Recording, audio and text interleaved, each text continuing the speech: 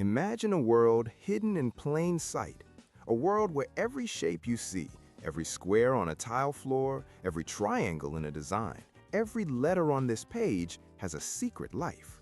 They aren't just sitting there, they have the potential for movement, a kind of secret dance. But to join this dance, they have to follow three specific, unchangeable rules.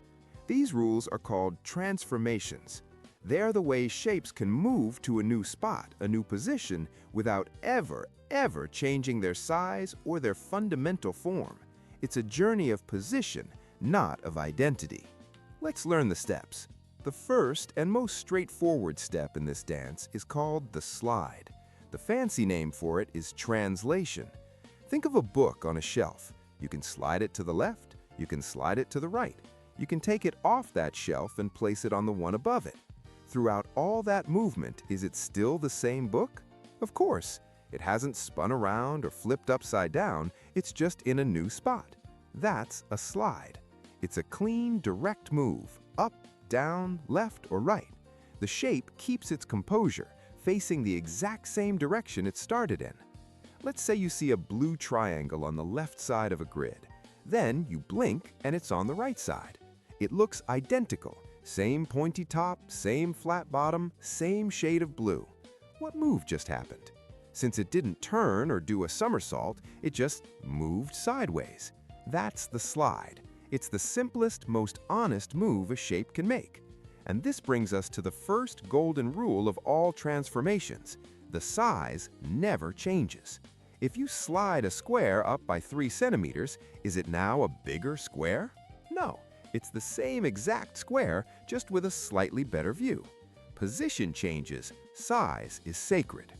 Now for the second, more elegant move, the turn. Its official name is rotation. This is where things get interesting. A slide is a journey in a straight line, but a turn is a spin around a fixed point. Imagine a clock. The hands are anchored to the center, and they spin around it. That anchor point is crucial. It's the pivot for the entire dance.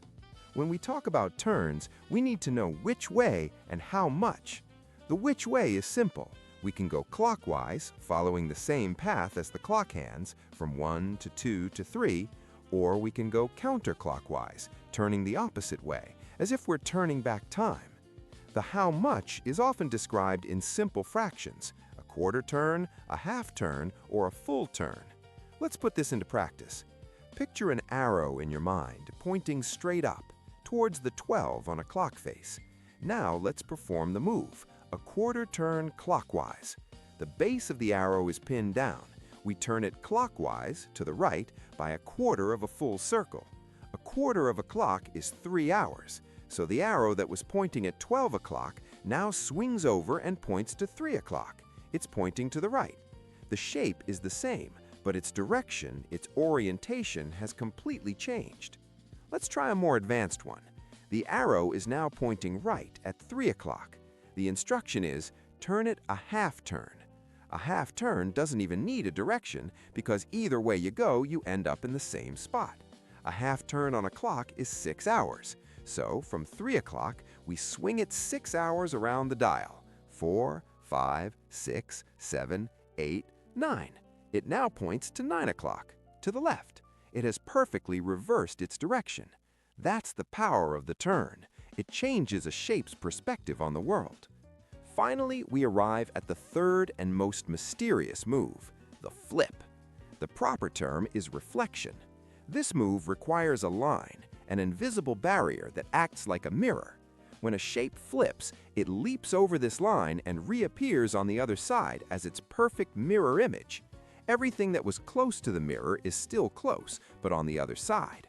Everything that was far is still far. And most importantly, left becomes right and right becomes left. The best way to understand this is with a letter.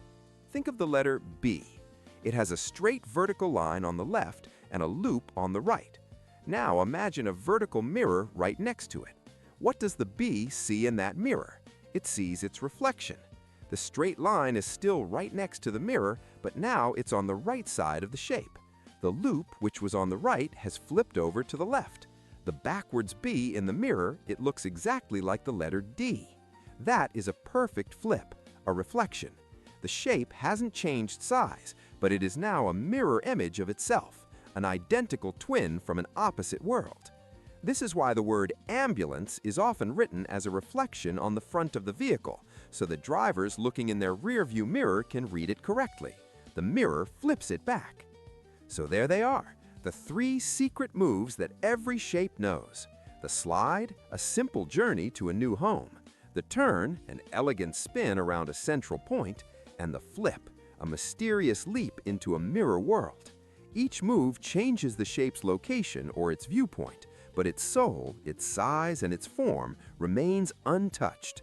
This isn't just a lesson for an 8-year-old. It's the fundamental language of geometry, design, and even computer graphics. Every time you see an animation, a pattern on a rug, or the symmetry in a leaf, you are seeing these 3 simple moves, the slide, the turn, and the flip, dancing together in perfect harmony. It's a language of movement, and now you know how to speak it.